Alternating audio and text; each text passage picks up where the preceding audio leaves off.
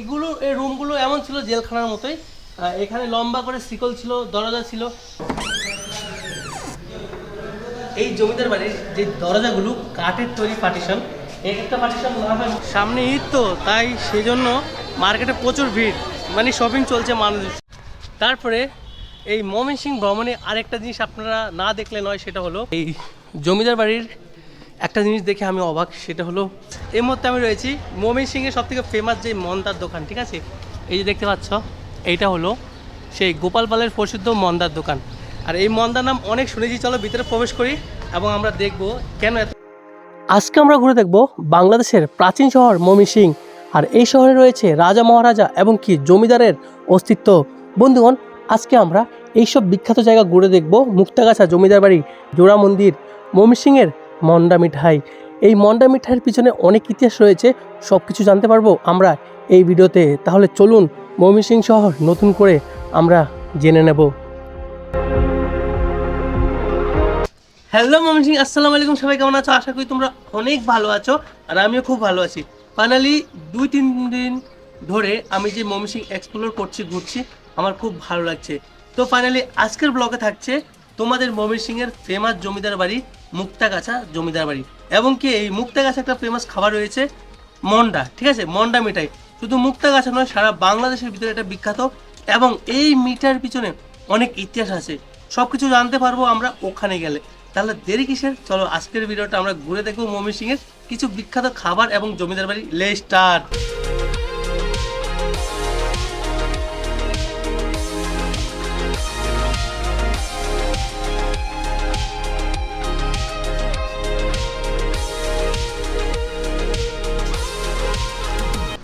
তো আমরা এখন আছি বাঙালির প্রেমের যানবাহন রিক্সায়। তো আমরা এখন রিক্সা দিয়ে যাব হলো অটো স্ট্যান্ডে। তো সেখান থেকে আমরা অটো নিয়ে মুক্তাগাছার উদ্দেশ্যে যাব। তো দেখা হবে আপনাদের সাথে রাস্তায়। এই ময়মনসিংহের একটা জিনিস খুবই বিখ্যাত, সেটা হলো রিক্সা। গলি গলি যেখানে যাও তুমি কিন্তু রিক্সা পাবে। আর প্রচুর। আর যদি তোমার কাছে বাইক থাকে তাহলে তুমি বাইকে করে ঘুরতে পারো, ঠিক আছে? তো যেহেতু বাইক নেই আমাদের কাছে, আমরা যেহেতু ভ্রমণ করতে এসেছি, তাহলে আমাদের জন্য কি এই রিক্সা পারফেক্ট, কমফোর্টেবল। মানে যেখানে খুশি এই রিক্সা করে যেতে পারবো। সামনে ঈদ তো তাই সেজন্য মার্কেটে প্রচুর ভিড়, মানুষদের শপিং চলছে। কেন ঈদের মার্কেট, তাই তো কর্ণদা? এই ভিড়টা কি পুরো রমজান মাসে থাকে নাকি ঈদের আগে আগে হয়? না, ঈদের আগে প্রত্যেক বছরই থাকে। হ্যাঁ, বছরে সবসময় থাকে। আচ্ছা, ঈদের আগে একটু বেশি হয়। আচ্ছা। দেখতে পাচ্ছ কি একদম কোলাহল। সো আমি এই মুহূর্তে রয়েছি মুক্তাগাছা বড় মসজিদের সামনে। দেখতে পাচ্ছ মসজিদটা কিন্তু খুব সুন্দর একটা ডিজাইন। এই দেখো,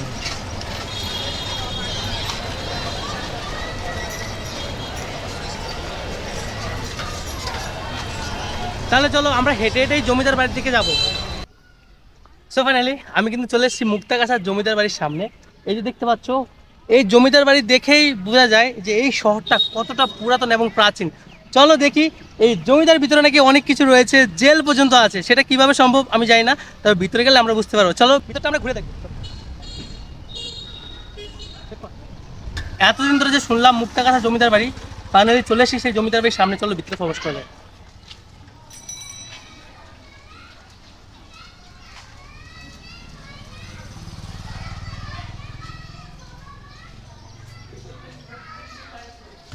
সো জমিদার বাড়ির ভিতরে আমি রয়েছি। তো এখানে একটা দেখতে পাচ্ছ গণপ্রজাতন্ত্রী বাংলাদেশ সরকার আনসার ক্যাম্প, ঠিক আছে?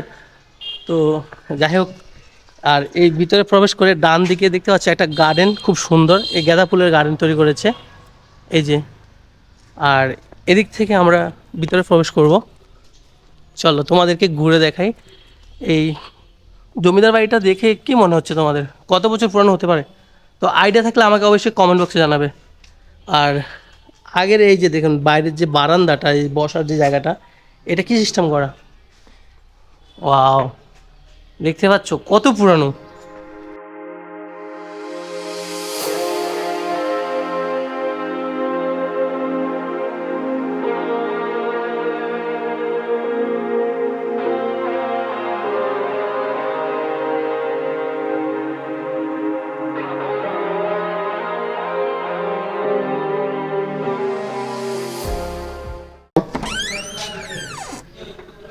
এই জমিদার বাড়ির যে দরজাগুলো কাঠের তৈরি পার্টিশন, এক একটা পার্টিশন মনে হয় 1 2 3 প্রায় 2 ফুটের মতো হবে। ঠিক আছে, তোমাদেরকে আরেকটা জিনিস দেখাচ্ছি, সেটা হলো ভিতরে আসো। এই কক্ষগুলো, রুমগুলো দেখতে পাচ্ছ কত প্রাচীন হতে পারে। প্রতিটা রুমের মধ্যে 3-4টে করে দরজা, এই একটা দরজা, এই একটা দরজা, আর এই হলো বাইরের দৃশ্য। তোমাদেরকে আরেকটা জিনিস দেখাচ্ছি, আসো। সেটা হলো এই জমিদার আমলে এক একটা রুম এক একটা কাজের জন্য ব্যবহার করা হতো। হয়তো অতিথিশালা ছিল বা বিভিন্ন রকমের যার যেটা প্রয়োজন সেভাবে অনেকগুলো রুম, ঠিক বুঝতে পারছি না কনফিউজ যে কোন রুমটা কিভাবে ইউজ করা হতো। আরেকটা দেখতে পাচ্ছ, এই যে কত পুরনো, এই দেখো এখানে ছাউনিতে তৈরি করা হয়। ছাউনিগুলো এইগুলো কত পুরনো হতে পারে, আর এইগুলো কি জন্য তৈরি করা যায় না, বাট এই ইটগুলো দেখে তোমরা বুঝতে পারছো যে এই ইটগুলো কত পুরনো হতে পারে বা এই জমিদার বাড়ির বয়স কত হতে পারে। চলো তোমাদেরকে আরো দেখাচ্ছি। এই দেখো, এই যে একটা বাড়ি সামনে, এই লোহার অ্যাঙ্গেল দিয়ে তৈরি করা উঁচু বাড়ি দেখতে পাচ্ছ।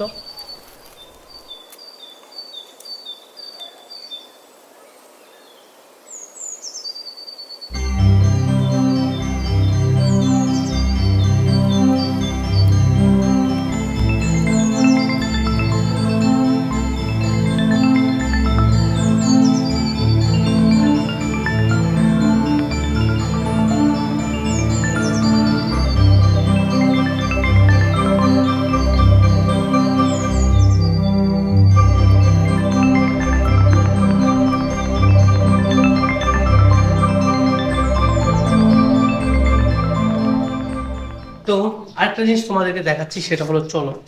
এই যে দেখতে পাচ্ছ পুরানো, যেটা শোকেস বলে, শোকেস। এই দেখতে পাচ্ছ অনেক পুরানো শোকেস, এই লোহার তৈরি, এটা কিন্তু ঝং ধরে গেছে অলরেডি, তাই না? দেখলে বোঝা যাচ্ছে যে এই শোকেসের বয়সটা কত হতে পারে। এটা এই লোহা দিয়ে তৈরি করা, অনেক প্রাচীন জমিদারের। সামনে থেকে যদি দেখি, এই যে অবস্থা দেখতে পাচ্ছ সামনে দেখো, এগুলো ছিল একটা সময়, এগুলো সব ভেঙে ফেলেছে আর কি, ভেঙে নিয়ে চলে গেছে আর কি, সেই কারণে এটা পুরো একদম ফাঁকা রয়েছে। বাট এটা দেখে একটা জিনিস তো আমাদের কি আইডিয়া হচ্ছে যে আগে জমিদাররা কি ধরনের শোকেস বা কি ধরনের আলমারি তারা ব্যবহার করতো।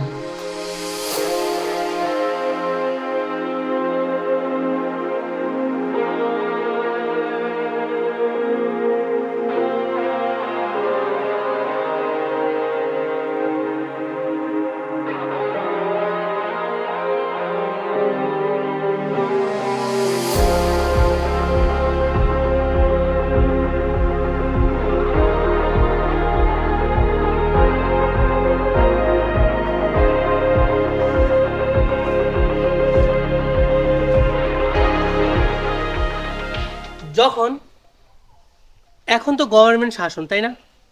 চুরি করলে, অপরাধ করলে পুলিশ ধরে নিয়ে যায়, কিন্তু একটা সময় রাজা মহারাজাদের শাসন ছিল, কিন্তু তাদের পরে যখন শাসন করতো জমিদাররা, তখন তাদেরও ছিল জেল, আর এই জেলের ভিতরেই মানুষকে বন্দি রাখা হতো, বিচার হতো, বৈঠক কানা হতো, আর কত কিছু হতো জমিদার বাড়িতে।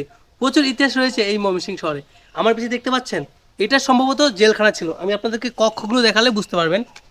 এই যে দেখতে পাচ্ছেন, এই যে পুরো এগুলো এখন ভাঙাচোরা হয়ে গেছে। এখন এখন দেখতে পাচ্ছেন এগুলো, এই রুমগুলো এমন ছিল জেলখানার মতোই। এখানে লম্বা করে শিকল ছিল, দরজা ছিল, এবং কি মাঝখানে এরকম লোহা ছিল, রড ছিল। তো দেখেই মনে হচ্ছে যে এটা একটা জেলখানা। আর পুরানো জমিদারের জেলখানা কেমন ছিল, যদি কেউ প্রথমবার দেখে থাকো অবশ্যই তোমরা কমেন্ট বক্সে জানাবে। সম্ভবত এইটাই জেলখানা ছিল আমার মনে হয়।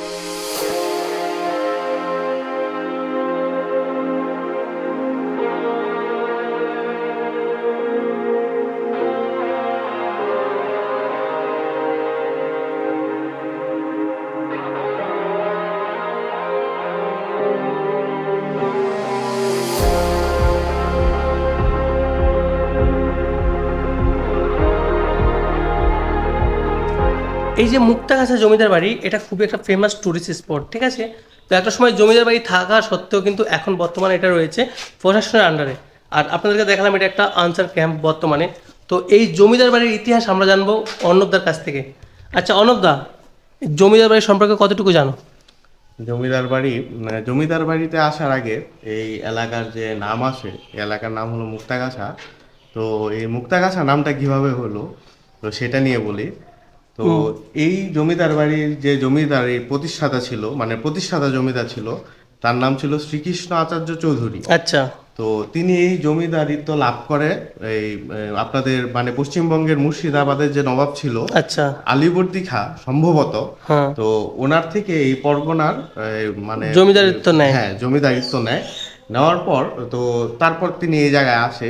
তো তার আসার খুশিতে এই মুক্তাগাছার, তো তখন এটার নাম ছিল সম্ভবত বিনোদ বাড়ি।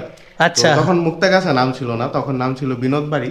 তো ওই জমিদার শ্রীকৃষ্ণ আচার্য চৌধুরী আসার খুশিতে এই জায়গার স্থানীয় একজন লোক, তার নাম ছিল মুক্তারাম কর্মকার। তো এই মুক্তারাম কর্মকার এই আনন্দিত হয়ে এই জমিদারকে একটি বড় প্রদীপ বা গাছা উপহার দিয়েছিল। তো সেই মুক্তারামের মুক্তা এবং সেই পিতলের গাছাটার গাছা, এই দুইটা মিলে এই জায়গাটার নাম হয়েছে হলো মুক্তাগাছা। ওহো, দারুণ ইতিহাস। 1700 সালের দিকে, 1700 খ্রিস্টাব্দের দিকে সম্ভবত এই পরগনার আধিপত্য লাভ করে শ্রীকৃষ্ণ আচার্য চৌধুরী। তো তারপর থেকে সে তার বংশ পরম্পরায় এই রাজসভার কার্য বা এই জমিদারিত্ব কার্য পরিচালনা করে করে আসছিল। তো এই তার জমিদারিত্ব অনেক সমৃদ্ধ ছিল। তো আমরা এই জমিদারের গেটের বাইরে যে মানে রাজবাড়ির গেটের বাইরে যে জায়গাটা দেখলাম, তো এক সময় দেখা যেত যে একটা অনুষ্ঠানে এই জায়গায় পুরা মুক্তাগাছার বা পুরা সম্পূর্ণ এলাকার মানুষজনকে খাওয়ানো হতো। তো ভান্ডারা করা হতো প্রচুর। খুবই সমৃদ্ধ ছিল। তো এনার ছেলে ছিল শশীকান্ত চৌধুরী। আচ্ছা। তো তিনি আমাদের ময়মনসিংহ শহরেও একটা রাজবাড়ি প্রতিষ্ঠা করেছে। তো সব মিলিয়ে বলা যায় যে তার রাজত্বে বা তার জমিদারিত্বে এই মুক্তাগাছা এলাকাটা খুবই সমৃদ্ধ ছিল। তো হাতি ঘোড়া সবকিছুই ছিল। তারপর নাট মন্দির, বৈঠকশালা, এই যে এটা আপনি দেখতে পাচ্ছেন, হ্যাঁ, বৈঠকশালা মূলত হলো গিয়া ওই জমিদারের বৈঠকশালা। আচ্ছা। তারপর এগুলো ওই ভবনগুলো নানা কাজে ব্যবহৃত হইতো। তো 1947 সালে যখন দেশভাগ হয়, মানে ওই ভারত পাকিস্তান আপনার হয়, তো তখন আসলে বাংলাদেশের যে জমিদারি প্রথাটা এটা আসলে আপনার চলে যায়। তো ওই জমিদারি প্রথা চলে যাওয়ার সাথে সাথে 1947 সালের দিকে বংশ পরম্পরায় যারা জমিদার এই জায়গা ছিল, তারা ইন্ডিয়ার দিকে চলে যায়। ইন্ডিয়াতে চলে গেছে। হ্যাঁ, ইন্ডিয়াতে চলে যায়। তারপর থেকে আসলে এইভাবেই চলতে আছে। তো বাংলাদেশ সরকার এটাকে একটা প্রত্নতত্ত্ব শিল্প হিসাবে গ্রহণ করেছে, সংগ্রহ করে রেখেছে, সংগ্রহ করে পরিচর্যা করে এখন পর্যটকদের জন্য উন্মুক্ত করেছে।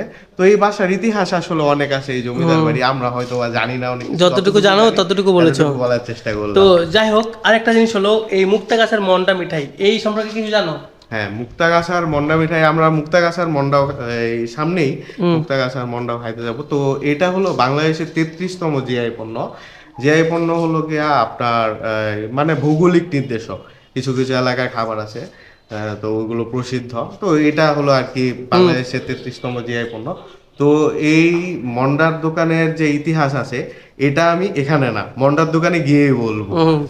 তাহলে চলো আমরা দেরি না করে মন্ডার দোকানে যাই, ওখানে গিয়ে আমরা মন্ডায় খাবো এবং কি কত টাকা করে কেজি বিক্রি হচ্ছে, কি ইতিহাস, সবটাই কিন্তু আমরা জানার চেষ্টা করবো। তোমরা ভিডিওটা কন্টিনিউ দেখতে থাকো, সত্যি খুবই ভালো লাগবে।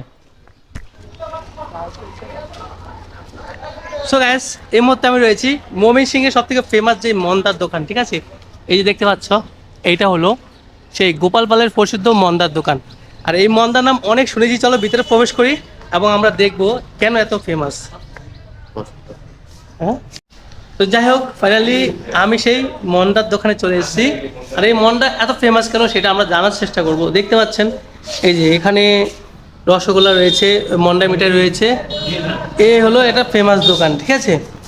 আর আমরা মানে দুই একটা এই এই মন্ডার দোকান, ঠিক আছে, মন্ডার দোকান এত ফেমাস কেন, এই যে মন্ডা লেখা আছে। আর এই এখানে এই যে গোপাল পালের প্রসিদ্ধ মন্ডার দোকান, এটা স্থাপিত হয়েছিল 1231 বাংলা, আর ইংরেজি হলো 1824, ঠিক আছে। এবার এই বংশাক্রমণ নামে মালিকের নামের এখানে তালিকা দেওয়া আছে, টোটাল সব কিছু। তো এইখানে আপনার ম্যানেজার, আপনি কি করেন? মন্ডা কাজ করি তৈরি করেন? না না এখানে কাজ করেন? তো যাই হোক, এখানে মালিক তো নেই, তবে ম্যানেজার রয়েছে। আচ্ছা আঙ্কেল, এখানে কত রকমের এই মন্ডা পাওয়া যায়? মন্ডা বর্তমান দুই রকমের আছে। আর এগুলো কত করে কেজি চলছে? খেজুরের গুড় 800, চিনি 700। আচ্ছা, খেজুরের গুড় 800 আর চিনি হলো 700।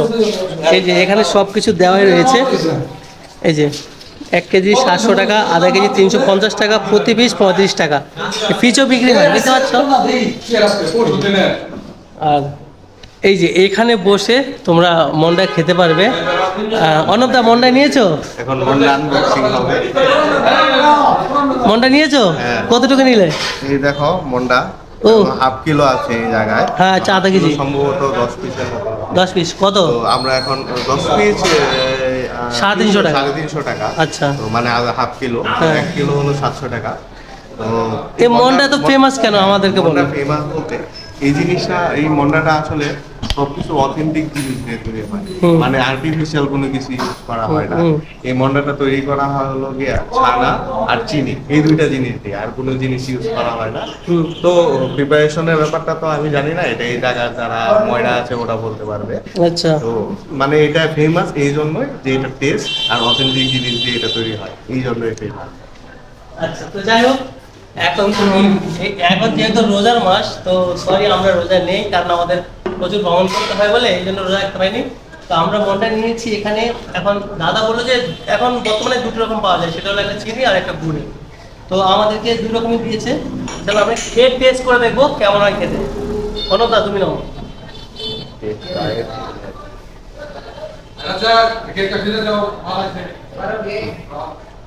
তো এখন একটা কথা বলি, এটা হলো বাঙালি মানে বাঙালি মানে মিষ্টি, আর মিষ্টি মানে বাঙালি। এটা এপারে বাঙালি হোক বা ওপারে এরপর বাঙালি হোক আর ওপর বাঙালি হোক। বাঙালি মানে খাবার, খাবার মানে বাঙালি। তো আমি যতটুকু জানি এই মন্ডার ইতিহাসটা, এটা হলো 1824 সালে হ্যাঁ। গোপাল পাল নামক একজন ব্যক্তি, তো তার স্বপ্নে একজন সন্ন্যাসী আসে। তো এতে তার এই মন্ডা বানানোর যে প্রক্রিয়াটা, এটা বলে। তো পরের দিন সে এই মন্ডাটা বানায়। বানানোর পর তখনকার যে জমিদার ছিল, মানে আমরা জমিদার এটা দেখলাম, সেই জমিদারকে এটা টেস্ট করতে দেয়। টেস্ট করার পর জমিদার এটা খেতে খুব ভালো লাগে। তো তারপর জমিদার এতটাই মুগ্ধ হয় এটাকে, যে ওনার বাড়ির পাশে ওনাকে থাকার জায়গা করে দেয়, এবং এই মন্ডার তৈরি যাবতীয় সামগ্রী, তারপর ওনার যে ওটা কি বলে, মানে ওনার যে সার্বিক কার্যকরী, এগুলো জমিদারই দেখে। তো এই সেখান থেকে আজকে এই ফেমাস হয়েছে এই মন্ডার দোকানটা।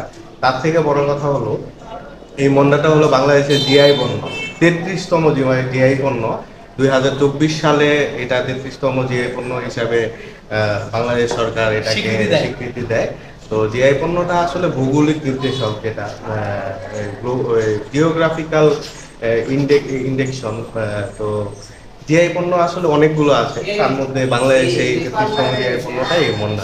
তার মানে সারা বিশ্বে এটা নাম করা, শুধু বাংলাদেশ নয় বা ময়মনসিংহে নয়, সারা বিশ্বে এই মন্ডা মিঠাইটা নাম করা।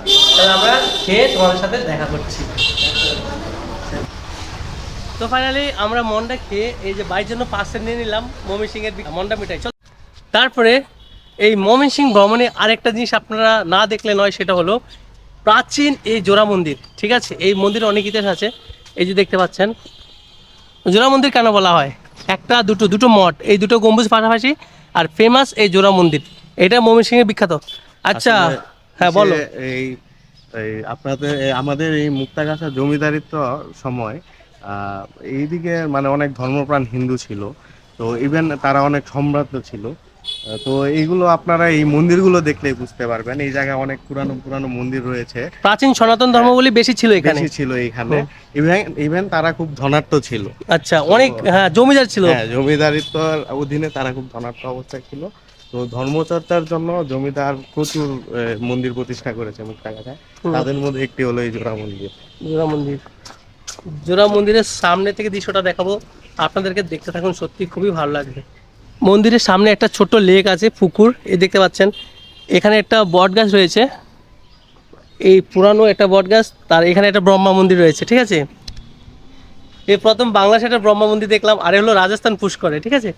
তো ব্রহ্মা মন্দির বেশি একটা থাকে না, তবে কিছু কিছু জায়গায় আছে। আর এই হলো জোড়া মন্দির, কতটা প্রাচীন দেখলে বোঝা যাবে। এটা মহাদেব শিব মন্দির, এখানে নন্দী রয়েছে দেখতে পাচ্ছেন, ঠিক সামনে এখানে নন্দী স্থাপনা করা আছে। হ্যাঁ, অনেকটা কেদারনাথ স্টাইলে, হ্যাঁ, এখানে নন্দী রাখা হয়েছে। আর এই মন্দিরের ভিতরটা আমাদেরকে অর্ণব দেখাবে।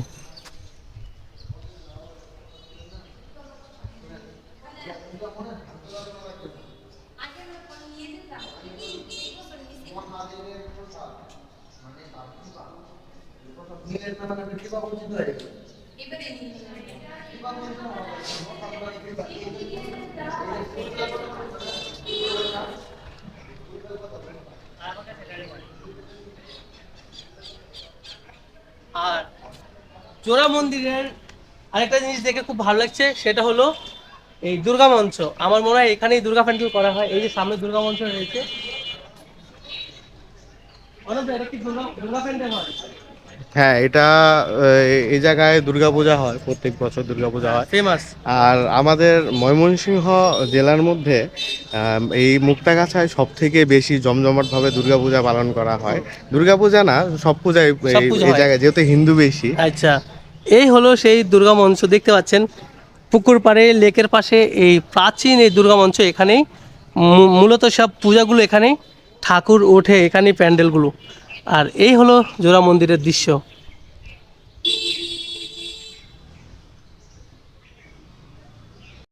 তো এই জায়গায় জোড়া মন্দির বলতে যুগল মন্দির বলা হয় এটাকে। হুম। এটা হলো ভোলানাথ মানে শিবের মন্দির। আর এটা হলো আপনার এই কালী। কালী মন্দির। হ্যাঁ। তো তারা যেহেতু যুগল, তো তাদের দুইজনের মন্দির দুইটা একসাথে, তো এটাকে যুগল মন্দিরও বলা যায় বা জোড়া মন্দিরও বলা যায়। আমরা জোড়া মন্দির বলে চিনি। হ্যাঁ। এটা হলো মায়ের মন্দির, আর এটা হলো মহাদেবের মন্দির। মহাদেবের মন্দির। আচ্ছা, তো চলো দেখি কোথায় যাওয়া যায়। হলো। এই মন্দির হলো শ্রী রাজরাজেশ্বরী মন্দির। হুম। তো এটা প্রতিষ্ঠা করেছিল হলো গিয়া মুক্তাগাছার যে জমিদার ছিল, তারাই প্রতিষ্ঠা করেছিল। তাদের মানে তাদের পারিবারিক মন্দির বলা যায় এটাকে। হুম। তো তারপর এই মন্দিরটা, তার থেকে বড় কথা, এই মন্দিরটা হলো এই জমিদারিত্বর বয়স, আর এই মন্দিরটার বয়স ছিল প্রায় 200 বছরের পুরানো মন্দির, এটা রাজরাজেশ্বরী মন্দির। তো তারপর তারা নিজেদের পার্সোনাল কাজে এই মন্দির ব্যবহার করতে একটা সময়। তো তারপর যখন জমিদারিত্ব চলে গেল বা ওনারা যখন পশ্চিমবঙ্গে চলে গিয়েছে, তারপর এটা সর্বসাধারণের জন্য উন্মুক্ত করে দেওয়া হয়েছে। তো তাই জমিদারির সময় থেকে এই জায়গায় নানা রকম পূজা হয়ে আসছে। সো ফাইনালি আমাদের মুক্তাগাছা ভ্রমণ একদম কমপ্লিট। এই যে এখানকার ফেমাস মন্ডা মিঠা নিলাম, এবার আমরা এখান থেকে চলে যাবো ময়মনসিংহ। তো তোমাদের ভিডিওটা কেমন লেগেছে অবশ্যই কমেন্ট করে জানাবে। নতুন হলে লাইক শেয়ার সাবস্ক্রাইব করতে ভুলবে না। দেখা হচ্ছে পরবর্তী কোনো একটা নতুন ব্লগে। সবাই ভালো থেকো, নিজের খেয়াল রেখো। Tata, by.